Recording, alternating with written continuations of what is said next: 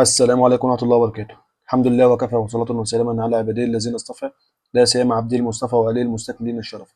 اللهم لا سهل إلا ما جعلته سهلا وأنت تجعل الحزن شيئا سهلا. ازيكم يا شباب، أخباركم إيه؟ يا رب تكونوا بخير. إن شاء الله في الفيديو ده هنتعلم مع بعض إزاي نثبت الأندرويد ستوديو والجافا اس دي كي وتجهيز بيئة العمل بشكل احترافي علشان تبرمج تطبيقات موبايل بدون أي مشاكل. تابع الفيديو خطوة بخطوة علشان ما تقعش في الأخطاء الشائعة. أول حاجة عندي هنثبت الجافا جي دي كي. هنروح على جوجل كروم وهنكتب هنا جي دي كي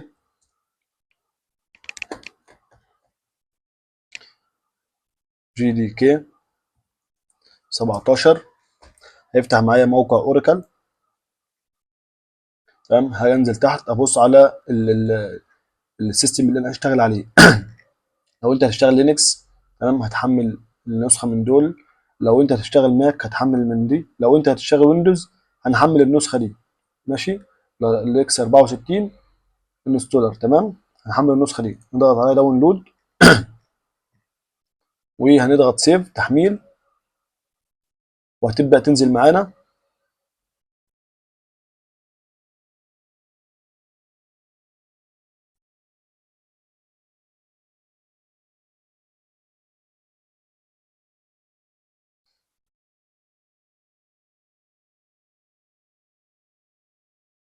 طبعا الكلام دوت على حسب سرعه الانترنت عندك. ليه حملنا الملف ده؟ ده علشان بيضيف المسارات تلقائي للانفايرمنت فاريبل. تمام. بعد ما حملنا الجي دي كي بتاعنا تمام هاجي هنا هسطب الجي دي كي عادي كاني بسطب اي برنامج عادي.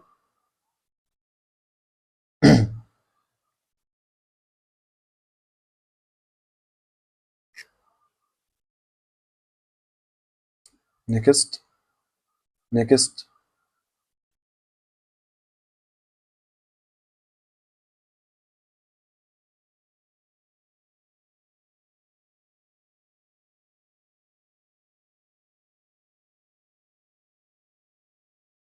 تمام، هو كده عمل لي سكسسفول انستولد. كلوز.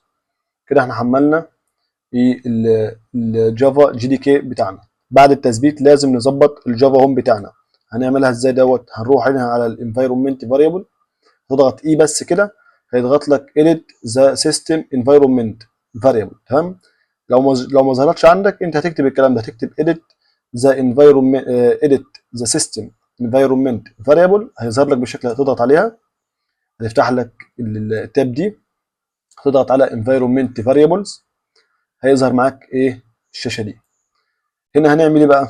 احنا هنيجي هنا في السيستم فاريبل، هنيجي هنا تحت في نيو تحت السيستم انفايرمنت. تمام، تضغط نيو وهتكتب هنا جافا كابيتال. تمام، تكتب كابيتال جافا اندرسكول هوم.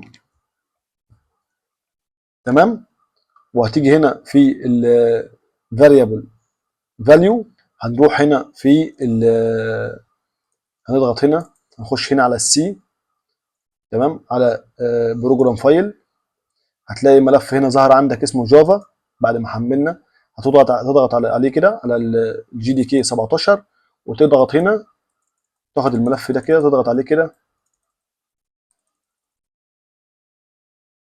تاخده كوبي كده كنترول ايه، اقف عليه هنا واضغط كنترول ايه هياخده كله كوبي. ونروح هنا تاني على الفاريبل فاليو وتضغط كنترول في. تمام، وتضغط اوكي. تمام.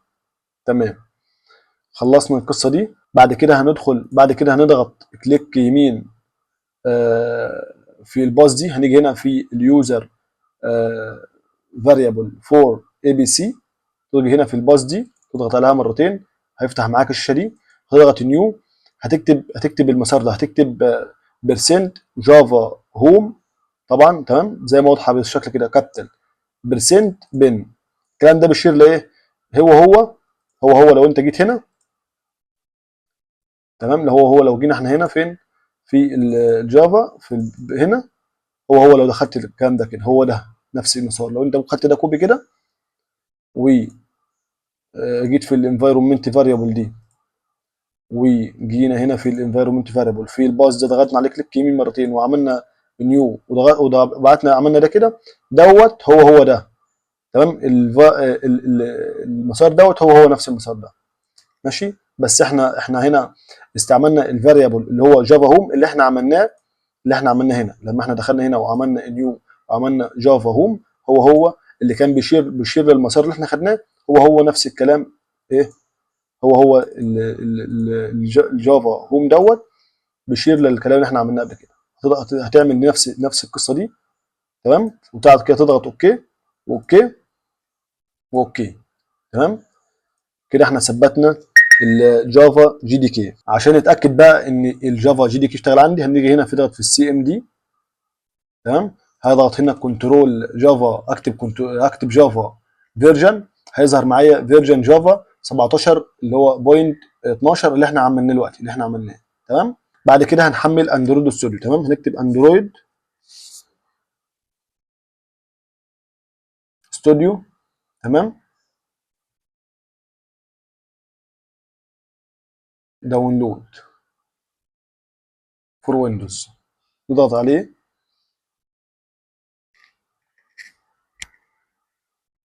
هيظهر معايا هنا. هاجي اقول له هنا تنزيل. هو هنا بقول لك ايه، جريبه مش عارف ايه كذا كذا تنزيل اهو. تضغط تحميل، هتوافق على الشروط والاحكام دي كلها. ده كود. تمام. وتضغط تنزيل، وهياخد وقت، هيحمل معاك حسب سرعه الانترنت عندك. انا طبعا محمله قبل كده، فهنروح عليه على طول.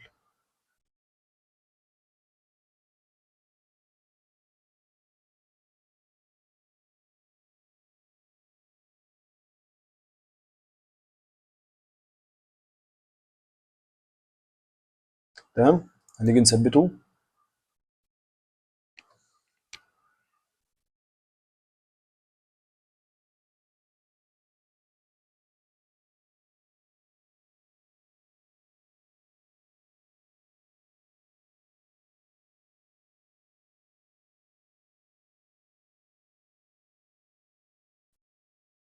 هنضغط نيكست. نيكست. تمام. نيكست. هنا سيلكت ذا ستارت. ماشي. قول له ماشي.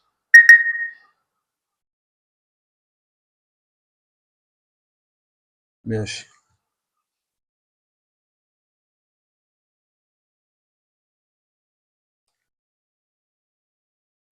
ستارت. ماشي.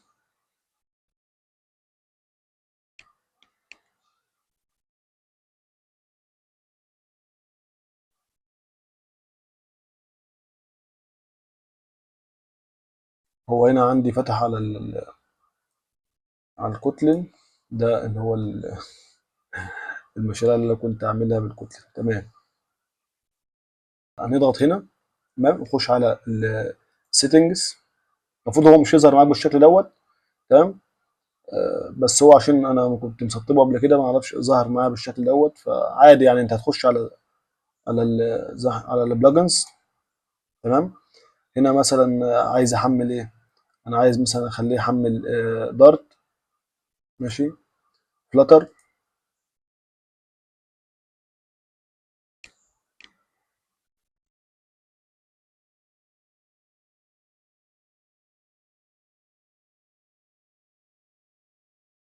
دي الانستولد. دي الحاجات اللي احنا هنحملها. تمام. انت هنا هتشتغل دارت، فحملنا لغه دارت. وفريم ورك فلاتر، فحملنا فلاتر عادي. تمام. هحمل الكتله عشان كده فتح الكتله. ماشي. بعد ما ثبتنا الاندرويد ستوديو، تمام، هنحمل فلاتر اس دي كي. هنكتب هنا فلاتر اس دي كي. تمام. هندخل هنا على فلاتر اس دي كي. تمام. هندخل على الانستول، ومن الانستول دوت هنيجي هنا في لا ماشي، نرجع تاني كده. هننزل هنا. ماشي. هننزل هنا. هنلاقي في ويندوز وماك ولينكس. هنحمل الفيرجن دي. هنحمل اعلى فيرجن اللي هي. هنضغط عليها كده، هيحمل معانا. تضغط سيف، هيضغط ينزل معاك داونلود. بعد ما ينزل داونلود معاك، هنيجي هنا ناخد النسخه اللي احنا حملناها من مكانها. ناخدها. تمام.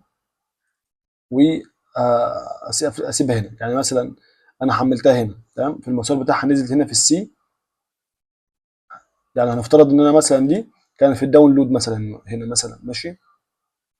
آه هنا مثلا انا جيت خدتها من هنا كات، ورجعت بيها هنا ايه، جيت هنا في السي، دخلت هنا اهو في السي، وعملت لها هنا بيست تمام، نزلتها هنا. وبعدين هعمل هنا ايه، هاجي هنا هعمل فك الضغط من عنها فك ضغطها تمام، هتظهر معايا بالشكل ده. هاجي هنا عليها، هخش عليها بعد ما افك الضغط من عليها، هتظهر معايا بالشكل ده. وهخش على فلتر، واخش هنا على البن، واخد المسار ده كده كوبي تمام، كنترول ايه، كنترول سي، واجي هنا في اكتب انفايرمنت فاريبل اللي احنا عملناها قبل كده، والانفايرمنت فاريبل، واجي هنا في الباص واقول له هنا نيو، واضيف المسار بتاعها فلاتر، كنترول في سي، كنترول في، هيظهر معايا بالشكل ده. اضغط اوكي تمام، اوكي. وكده اكون ايه، خلصنا الفلاتر اس دي كي. بعد كده هنعمل ايه، تمام، بعد كده هنروح نفتح هنا الاندرويد ستوديو بتاعنا تمام. ادي اندرويد ستوديو تمام.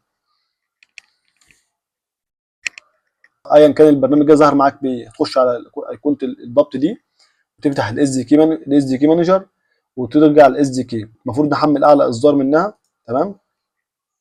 تمام ماشي. وهنيجي هنا في الاس دي كي تول، هتحمل هتحمل برضو لو هي مش معمول لها انستول، هتحمل اعلى حاجه منها 36 والكلام دوت.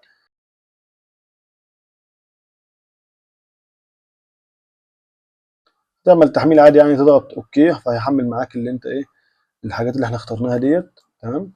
هيكون برضو حاسب سرعه الانترنت عندك. ماشي.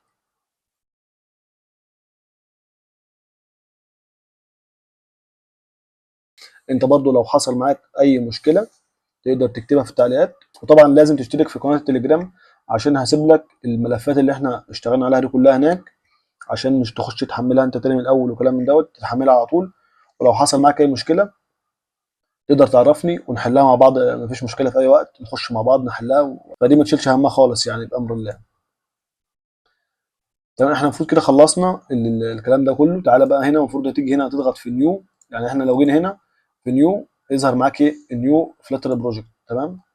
هتختار فريم ورك فلاتر نيكست تمام، هيظهر معاك بالشكل دوت. هنكتب فلاتر تمام، اندرسكول مثلا اب تمام. هنا البروجكت لوكيشن، ده المكان اللي هتخزن فيه البروجكت بتاعك. بروجكت طيب ابلكيشن تمام. تمام، ما انت ممكن تعمل بلجن، ممكن تعمل باكج. فهنا هنعمل ابلكيشن. الاورجانيزيشن تمام. الكوم دوت اكزامبل دي لازم تتغير. ليه لازم تتغير؟ لان انت هتيجي تاخد ده، دي كده كوبي، وبتروح رايح هنا على جوجل ده لو بتطبيق انت هترفعه على جوجل بلاي تمام. بتيجي هنا مثلا تخش مثلا على اي تطبيق مثلا يا سيدي، تطبيقات مثلا. لو جينا دخلنا مثلا على التيك توك دي مثلا، وجيت وقفت هنا، هتلاقيه بيقول لك كوم اهي. ده الاسم اللي احنا قلنا لازم يتغير صح، ده الاسم اللي احنا بنقول لازم يتغير، عشان لما تيجي ترفع التطبيق بتاعك لازم يكون الاسم دوت الاي دي ده يكون يعني يونيك، خاص بيك، مالوش محدش يستخدمه قبل كده. عشان كده انت لازم لما تيجي تعمل تطبيق وانت عارف ان انت هترفعه على جوجل بلاي، هتيجي تبحث عن الاي دي بتاعك دوت، اسم التطبيق دوت، تبحث عليه هنا، تبحث عليه قبل ما تنشئ التطبيق بتاعك، عشان مش تيجي بعد ما تخلص التطبيق بتاعك تلاقي فيه مشكله في الاي دي بتاعك وما بيقبلش على جوجل بلاي. واحنا الكلام ده كله هنوصل له بعدين تمام. تمام. هنا بقول لك ايه هنا بقى، انت عايز تشتغل بلغتي، عايز البرنامج بتاعك ده يتكريت بلغه الكوتلين ولا الجافا؟ خلاص احنا هنخليه بلغه الكوتلين زي ما هو. هنا البلاتفورم اللي انت عاوز تنشئ لها تطبيق، يعني انت عاوز تعمل تطبيق لايه، للاندرويد والاي او اس واللينكس والماك والويب والويندوز، عايز تعملهم كلهم. لو انت عاوز تعمل للاندرويد بس، هتلغي الكلام ده كده، هتلغي دي ودي ودي ودي ودي، تخليه الاندرويد بس. طب الاندرويد واي او اس، هتخليه اندرويد واي او اس. لينكس هزود لينكس، ماك هزود الماك تمام. احنا هنعمل تطبيق للاندرويد بس تمام. هعمل كرييت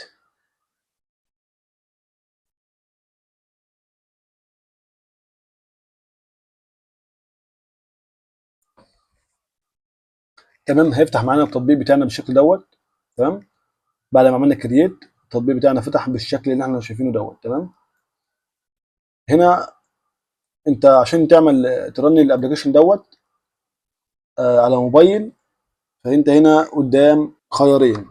اما انك تجيب موبايل حقيقي وتوصله بالوصله بتاعته عادي وهيظهر معاك. يعني احنا لو وصلنا موبايل ديفايس حقيقي هيظهر معاك، مش هنا، هيظهر معاك هنا، هتلاقي اسم الموبايل بتاعك ظاهر هنا. طب انا لو مش عايز اجرب بالموبايل بتاعي، تمام، وعاوز اعمل ايميليتور جوه الجهاز نفسه اجرب عليه، هتيجي هنا هتعمل ديفايس مانجر، هتقول له اد نيو ديفايس. ماشي. هنعمل كرييت. هيقول لك هنا، يجيب لك هنا الاعدادات بتاعتك، انت عاوز تختار ايه. يعني انت تختار هنا من هنا سمايل فون، مش عارف ميديوم فون، مش عارف ايه الكلام ده كله انت بتختار منه. تمام.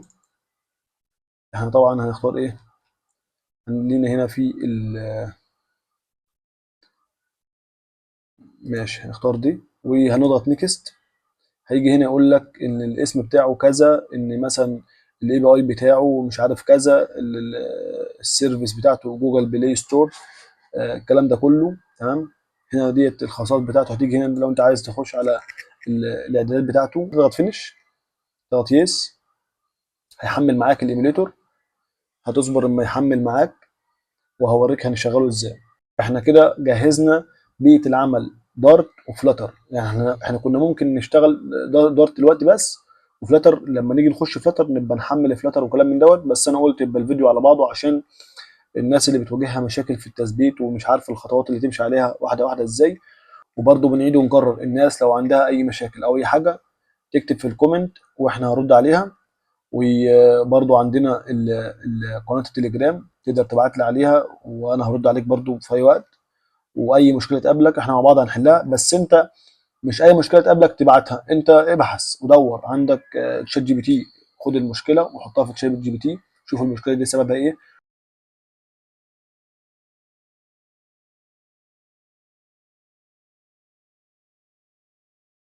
وبكده نكون انتهينا من الاعدادات بتاعتنا. هنيجي هنا هنيجي هنا نختار الديفايس بتاعنا. تمام. بعد ما اخترنا الديفايس بتاعنا هنضغط هنا.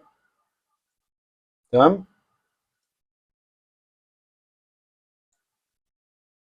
ونضغط هنا ايه، رن. كده الابلكيشن بتاعنا شغال. تمام.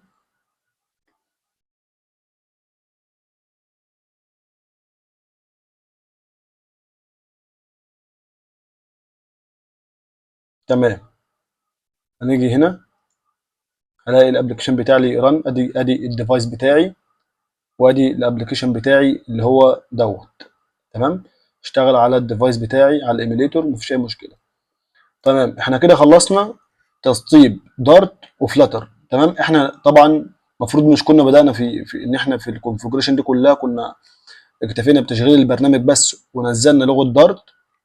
بس احنا نزلنا دارت وفلاتر عشان يبقى كله شغال معانا جاهز للشغل، مش نرجع تاني نعمل اعدادات. وان شاء الله في الفيديو اللي جاي هنبدأ في لغه دارت على طول. طب الناس اللي مش عايزه تسطب البرنامج دلوقتي وعايزه تشتغل معانا برضو، طبعا هيجي هنا هيكتب هنا دارت باد، هيخش على دارت باد دي، هيفتح دارت باد ويبدا يكتب كود عادي خالص. يعني هيجي هنا يكتب مثلا لو كتبنا هنا برنت، تمام، محمد، وجيت هنا قلت له ران، هيظهر معانا اهوت طبعا لمحمد. دي زيه زي اللي هيجي معانا هنا. هنيجي نقف هنا مثلا على الليب دي، نختار هنا من نيو، نختار دارت فايل ونسميه مثلا مثلا فايل دوت دارت. هيفتح معايا بالشكل دوت. هقول له مثلا هنا فويد مين، هقول له برنت مثلا اوبجكت، واجي هنا هقول له مثلا اقف عليها كده واقول له برنت، هيطبع لي هنا اوبجكت عادي زي ما احنا، او ممكن نخليها محمد. ماشي. كنترول اس، هنضغط هنا تمام، هيطبع لي محمد عادي زيها زي اللي ايه، زي اللي هيفتح الدارت باد ديت من خلال جوجل كروم، وهيتعلم معانا خالص. بس في نيجي نخش في فلاتر لازم يعمل اللي احنا عملناه هنا ويسطب البرنامج بالكونفجريشن اللي احنا عملناها كلها عشان يبدا يشتغل معانا في فلاتر ويبدا يطبق معانا. في نهايه الفيديو ما تنساش تعمل سبسكرايب للقناه وتفعل زر الجرس وتدعمني بلايك، ومستني رايك في الكومنت، واشوفكم ان شاء الله في الفيديو اللي جاي، والسلام عليكم ورحمه الله وبركاته.